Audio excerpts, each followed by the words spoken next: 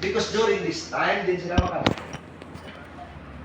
Kaysa tubangan, ngaila katuan, dagat. Sa kilid, piyak bukid. Sa likod nila, mga Egyptian na magpurso sila na mapatpatson sila. So the question is, dito sila makadto. Liba na lang kung ang ila kapag saligara sila Diyos na nagpagawa sila sa Egypt. Kapag mo, ang problema sa mga tao, little understanding of who God is. Kagamay sa pagkilala sa Diyos. Kabalo mo sa tao sa mga well-versed ang tao sa mga. Sa mga nagkakalatapos, kaliputan. Well-versed ang tao sa nagkakalatabo sa social media. Well-versed ang tao sa nagkakalatabo sa trabaho, sa panimalay, but sometimes a little understanding of who God is. Ang mga tao, pag abot sa disappointment, challenge ng circumstances, kung isang tao, hindi mo siyang sa Diyos. Kaya hindi ka panawag sa Diyos. Ang tayo isang tao, hindi mo ulit sa iya na makasurvive siya. But here, it is a reminder for all, reminder sa atong tanan nga ang Diyos gali natin. Ay, ikaduwa. Under sa pagkilala sa Diyos, ang Diyos siya iyang comforter, ang Diyos ang iyang protector, ang Diyos eternal, ang Diyos na nagbuot, nagatikri sa kamatayan sa tao. Sa pagkilala naman ni Moses sa tao, magatudlo ini sa aton kung paano natin ihambol ang aton kaugalingon sa tubangan sa Diyos. Because in verse 4 naghahambal dali, ang 1,000 katuig sa amon, daw isa lang kaadlaw sa imo na nagligat. O kung daw malipot lang oras sa kagabi. Ginbutangan mo sa katapusan ang amon kabuhi pareho sa dambo. Gingamit ni Moses yung comparison or analogy ang life ng atong kabuhi na pareho lang sa dambo. Sino kagi dambo? May good dreams, may bad dreams. Diba? Ang ngayon nga damgo, pag nabugtaw ka, sulit sumpunan mo na lang, no? Ito namin, no? Mamalaw, ay gani, Lord, di na lang ito pag ginapoint na nga magsinika damgo, it's a certain period na sa oras, sa katulukon. Dugay-dugay pag bugtaw mo, dula, so ginhimo ina, sang alagad sang Diyos, na dapat maintindihan naton, nga aton kabuhi o pareho ng sa damgo. Malipot nga panahon, pagbugtaw mo dula tayo. In verse 6, okon pareho sa hilamon. Hindi lang dambong gingamit siya nga nalod sa life. Gingamit siya man ang hilamon. Nga nagaulhot, kag nagatubo kung aga, pero pagkahapon, nagakalaya kag nagakapatay. So the same man ang kabuhi sa hilamon kuno. Nga pagkaaga, maulhot, pagkahapon, patay. In verse 7, ang imo kaakig sa amon, nagapahadlok kag nagapalaglag sa amon. Nakita mo ang amon mga sala, bisan ang sala nga ginahimo namon sa tago kag sa hayagman, sa imo presensya. Matuod nga sa imo kaakig mapatay kami, matapos amon kabuhi nga daw isa lang panghayhay.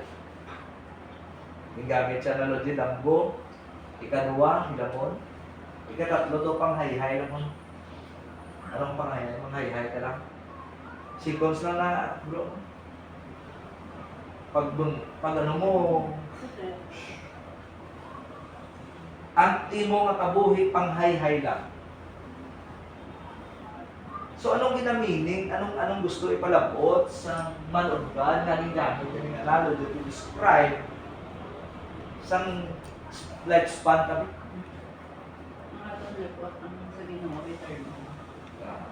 Amo ng perspective. Sa ato niya lipot ang itong life kaya. Damgo, ilamon, panghayhay. Yung tao kalipot o. Amo lang din yung life siyang tao. Kagin, describe ka na kung ano nakalipot. Hindi mo siyang lipot-lipot. Ano kalipot na pastor? In verse 10. Ang kalawigon sa amon kabuhi, si tinta katuig. Kon 80 katuig, kon mabakod pa kami. Pero bisan pa ang pinakamaayo namon nga tinuig, madamo nga mga kagamo ug kalisod. Matuod gid man nga hindi madugay matapos ang amon kabuhi kag madula. So ang kaliputon sana biblically speaking ano kalawid? Ang lifespan sa buong tao 70. Pero do you think 70 man? Kaya para sa time ni Moses yan. Amo na lang ginaya kay nga ang gin-shorten sang Dios ang lifespan sang tao because of sin. Tungod sang sala sang tao. Kaya kung ang tao magdawig sa kabuhi, kagrabe ang kasalanan na ginaobra sang tao. Ano ang epekto sila? Tubangan sa Diyos. So, gin-describe ni Moses nga ang lifespan sang tao 70 or hasta pag 80 kung mabakod pa, pero in God's context, hindi mo mahambal ng tao sa titintagin. Kaya kapatay, 5 katuig. Kagapon, nagdatian ko sa balita sa may NTC na kaya may bata kung naglalasa sa sakyan. Pila pang edad? Bata pa? Lula na. Tiyan mo na yung reality sa kabuhi, mga utod ko, nga ina-describe ko sa inyo, nga this is part of this fallen life and world. Ang kamatayon. Ang kamatayon hindi dapat kandukan. Ang kamatayon dapat maintindihan. Hindi lamang maintindihan, dapat mapreparan.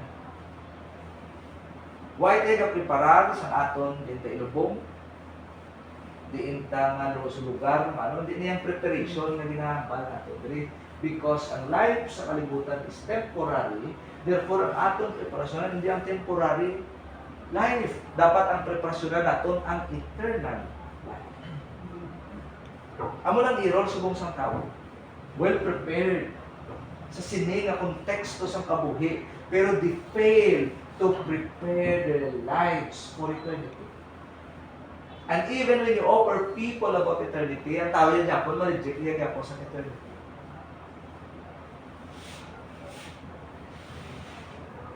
So this is the problem nga makita naton nga hindi lamang ang Diyos eternal, kag kita, short lang ang aton kabuhi, malipot ang aton kabuhi, pero may nakita ko di nga isa sa pinaka-problema nga nag-aarise sa aton nga maybe wala lang nato na itsindihan.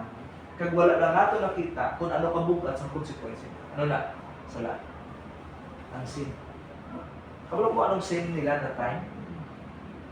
Grabe sila magkumot sa Diyos. Grabe ilareklamo sa Diyos. Grabe ang ila pagbasol sa lingkod sa Diyos. Wala nila nakita na ang Diyos na pagbuhat sila sa Egypt. Amo man natani ang Diyos nga mag-atipan sa ila, galing dasig sila yung magbaso ng Diyos. Doon wala dasig pala. You know, it's for people sa ato niya. Grabe dahil ng nga Lord nga ako gidyaman, at damo kang ditawo, nga sa ako gidya ng kantong karanaw. So, karoon pa sa iba, nga daw ako yung pinakdimalas. As if na daw, may blame ka pa sa iba, but in fact, ang writer nagahambal, sila niya, ang imo kaakig sa amon, nagapahadlok kang nagalaglag sa amon. Because God, kung sa aton pa ang Diyos, akig sa sasasala. Akig ang Diyos sa sala, mga utos Ginoo. Therefore, amon ang ginakahadlokan isang writer na nakita niya because God is holy and we are not. Kasi sa Bible, nakita mo ang amon mga sala, bisan ang mga sala na nahimo namon sa tago, hayag sa imo presensya. Therefore, tungod ang tao na kasala, nang abot ang kamatayon. Because death is the product of human sin. Produkto sang sala sang tao amo ang kamatayon. Because Genesis says, ang first command sang Diyos kay Adan kay iba hindi pagkauna. Ang kahoy, ang prutas, ang kahoy nga nagahatag sing kaalam, nahanungod sa maayo kang malain. So, anong ginobra nila? ginkaon. Anong hambal sa consequence sa Genesis chapter 2:17? You will certainly die. Mapatay ka mo. So anong natabo kay kag Eva? Ginkaon by through temptations ng serpent. Ginkaon ni Eva ang prutas. Sa pagkaon niya nagsulod ang sala. Nakita nila na naked siya. Therefore, anong natabo? Tungod naked sila, naghimo sila sang fig tree nga tabon sa ilalawas, kaya nagkaroon ng malisya sila. Kaya anong ginobra nila? Instead, nga magkanto sila sa Diyos, kag mangayo, sorry, ang ginobra nila nanago sila. Kaya nanago sila, may guilty sila ng kasalanan sila sa tumakas sa Diyos. Kaya anong ginobra sa Diyos? Ginpangita sila sa Diyos. That's what picture of God's grace. Nga dapat ani tapuson na sa Diyos mo kaya certainly die. Therefore, pag-abot mo na sa may Genesis chapter 3 verse 21, nagpatay ang Diyos ang sapat. Kag atong sapat nga gipatay sa Diyos, ginpanitan niya to, naghimo siya sang garments, kag ginpasuksok sa kay Adan kag kay Eva as a symbol of His grace. Na despite na sila nag-disobey sa Diyos, pero ginpalangga sila sa Diyos, gin-extend sa Diyos ang iyang grasya, aring nagtabo, ipagwa sila sa Garden of Eden. Pagpagwa sila sa Garden of Eden, gibit-bit nila itong ang garment na ginobra sa Diyos that speaks about the grace of God. Pero silindra, for the wages of sin is death, but the gift of God is eternal life. Nga may kamatayon, tungod may sala. Kagang bayad sang sala, kamatayon. Mabaydan ang sala kung may mapatay. The time sa Genesis chapter 3, paano ginbaydan ang sala, may ginpatay.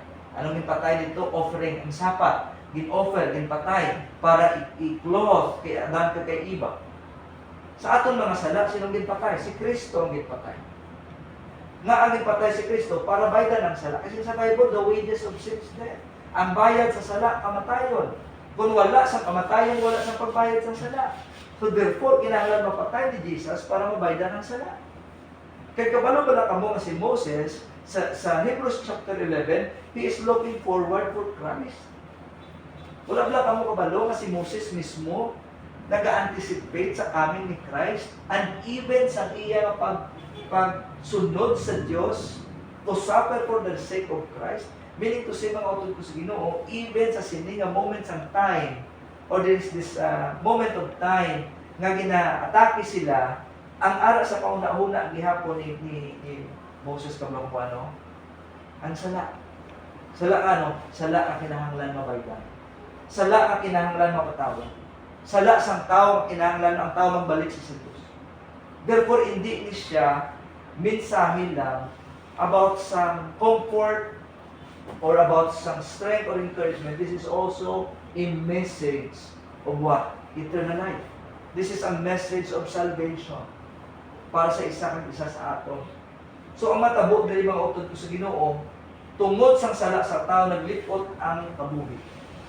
Tungod sang sala may nag-abot nga kamatayon.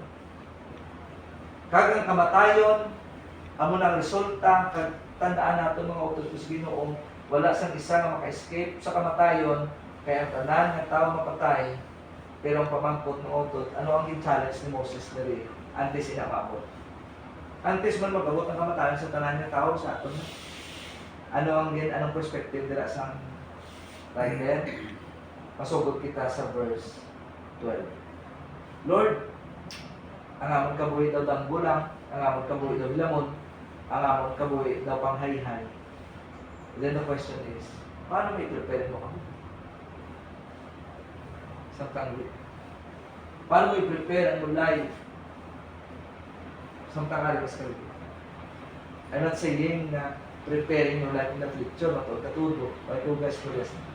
Preparing your life for eternity. Kaya rin ko din mga bagay na 3 lang. Kasi, verse 12. Paintindihan kami nga kalipot lang sa amon kabuhi, agod mangin mainalamon kami sa pagkabuhi. So, nung silang sa writer, Lord, paintindihan ng amon kabuhi, malipot lang. Otod kung di na naman intindihan ng amon kabuhi, malipot lang. Basta hindi na ma-fulfill ang ikaduwang phrase, ano ba niya? Agod, mangin mainalamon kami sa amon kabuhi. agod mangin mainalamon ka sa aton pagkabuhi. Mangin mainalamon, hindi niya academic. Mangin mainalamon, paano mo gamiton ang kabuhi para mahimaya ang Diyos. Paano mo gamiton ang iyong kabuhi para mag-alagad sa Diyos. Paano mo gamiton ang iyong kabuhi para mangin light and salt sa suya kayo. Amo na sa buong tao yan, kapag pwede buong buang. Nga aman, ni little part ang Diyos sa ilang kabuhi. So si Moses, ang Diyos ang akon puluyan, meaning comfort. Ang Diyos ang akon protector. God is eternal also. Kag ang Diyos ang nag-decree sa kamatayan ng tao. Kaya nakita ni Moses, sa perspective ng tao, ang tao, iya kabuhi daw pangayhay lang. Daw damgo lang, kaya daw hilang. Malipot ka na. So ang challenge sa aton, paano natin i-prepare ang iaton nga kabuhi nga wala nga samtang lipot ni, pero may arak kita sa ginatawag pagprepara. Number 1 nga utod ko, let us pray. Natagaan kita sa Diyos sa may nalamon na pagkabuhi. Meaning to say, wala pa nag-abot sa aton utod ang tiyon sa Diyos. Hindi nakabuhi, kasunod na nato kay Jesus. Tatlo na lang. Number 2, verse 13. Ginoo, sa san-o mo pabala kami, asa san-o pabala ang imo kaakig sa amon, talupanda kag kaluoy kami, kada aga ipakita ang imugugma sa amon, agod magakanta kami sa kalipay, kag mangin malipayon kami sa bugos namon nga kabuhi. So anong yakin pray? Lord, ipakita sa amon ang imo gugma, agod magakanta kami sa kalipay. So wala tayo sa kalipay kung hindi tayo makita ang gugma sa Diyos. Utod ang kalipay natin mula sa mga bagay sa kalibutan, kalipay natin para sa gugma sa Diyos. So tunduan ta sang Dios nga mangin maalamon, tunduan ta sang Dios nga mangin malipayon, paagi sa iyang gugma. Number 3, atagi kami sa kalipay pareho sa kalawig sa mga tinuig nga ginsilutan mo kami kag nag-antos kami. Verse 16, ipakita sa amon ang imo nga imo mga alagad kag sa amon kaliwat ang imo makatilingala nga binuhatan kag ang imo pagkagamhanan. So ano ni katatlo dira mga utod? Ipakita sa amon or hatagi kami, si kalipay nga pareho kalawig sa tinuig nga ginsilutan mo kami kag nag-antos kami.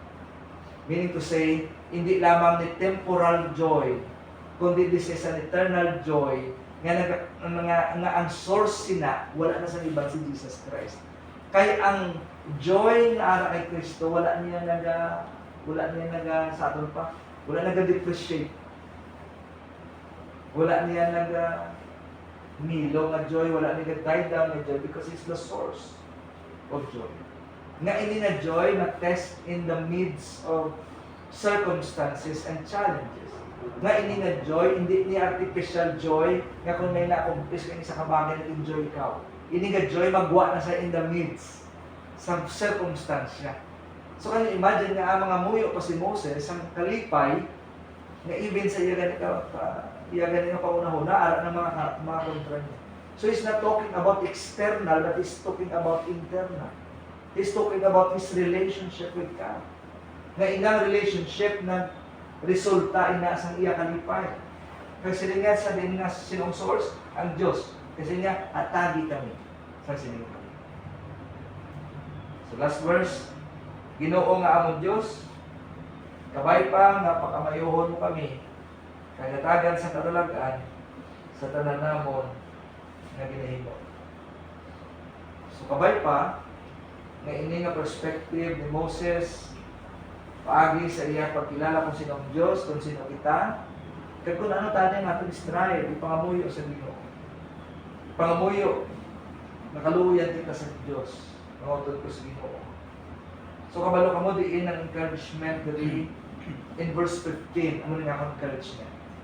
Kaya nagasiling, Lord, malipot man ang kabuhi, napareho sa damgo, malipot man ang kabuhi, napareho sa ilamon, malipot man ang kabuhi, napareho sa panghayhay, ay mga utod, ang akong encouragement. Pangamuyo sa Diyos, natagaan sa Diyos ang kaalam, para magkabuhi ng tsakto sa tumangan. Number 2, Pangamuyo sa Dios na makita mo ang iyagugma sa imo adlaw-adlaw. Number 3, pangamuyo sa Dios nga kalipay sa Dios mo maupod sa imo sa bukos ng mga kabuhi. And number 4, pangamuyo sa Dios ang Dios hatagan niya ikaw sa pagpakamayo sa bukos ng mga kapagpabuhi. Pamangkod ko sa Ginoo, let us submit ourselves to our God because He is eternal God, He is our comforter, He is our protector, and He holds our lives. Wala sang rason na pangitaon tayo ng atong kabuhi o comfort sa buwa sa gawang sa Diyos. Kundi pangitaon natin ang comfort, ang encouragement sa Diyos mismo. Gani ang encouragement mautod ko sa Ginoo. Ang kamatayon, hindi niya na aksidente na tabo sa tao, hindi niya na whatever, kundi ang kamatayon, iyan niya sa Diyos ko. Gani atong encouragement, ang Diyos man niya po na mag-comfort sa aton. Kag ini maghatag sa understanding sa aton, na samtang kita nabilin mo buhi. Si nanay umilihin, sitan, sa tanan niya na mga gusto brahon, may mga tao siya manabuligan, community naging kantuan, mga tao ngayon pangamuyuan, and even kamo, paano siya naging model sa inyong kabuhi. But yet, iyan na sa Diyos. Time is God's time para sa iyang paon sa Diyos. But sa aton yung nabilin mga utod kung sino kabay, niya reminders. Sa aton, may Diyos tanan, ang nagitipod sila. May means lang ang Diyos sa pagpuwas ng tao. Anong means, Pastor?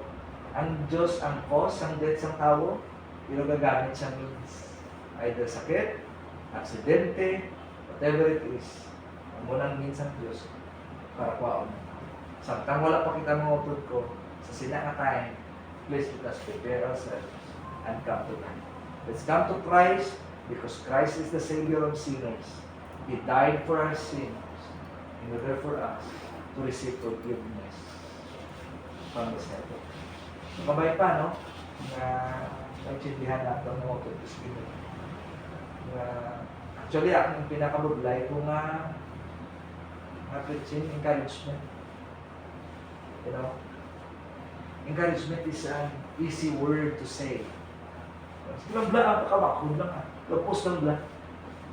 You know, dasig na nga nga, kita mo ego mo, friend mo ng Facebook. Dasig ka naman, sige lang bla.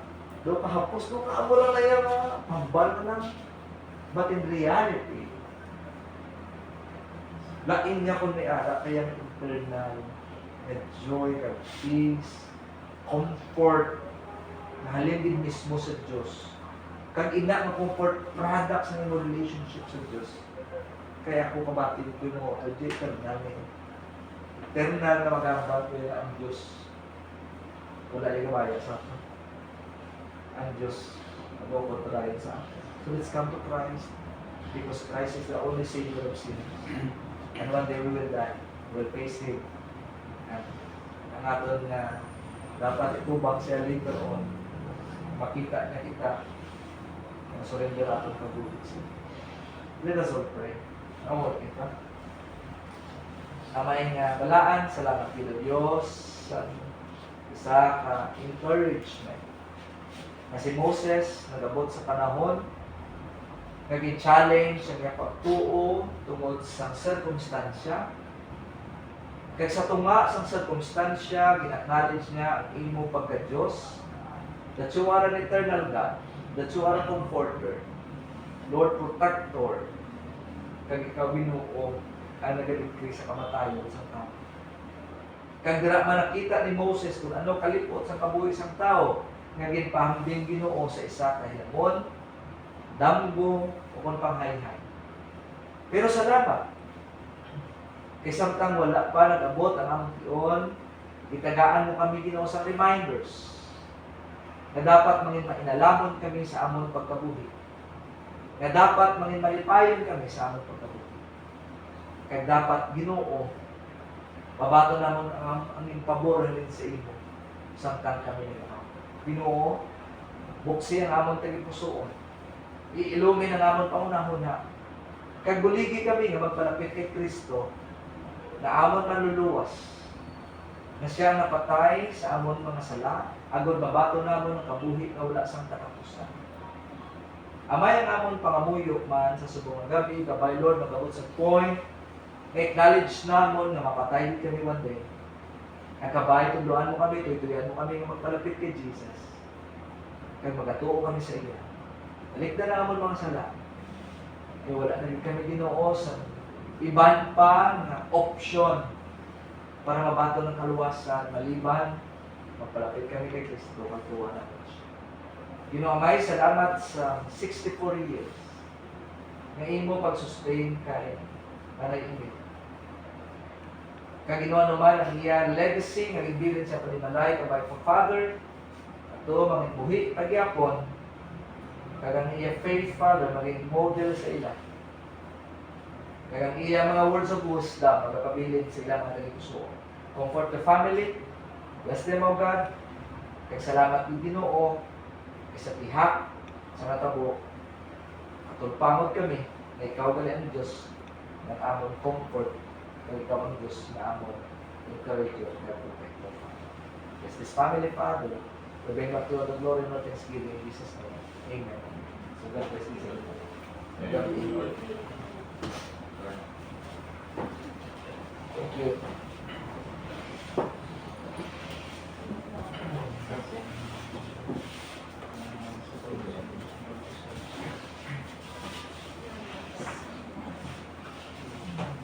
Thank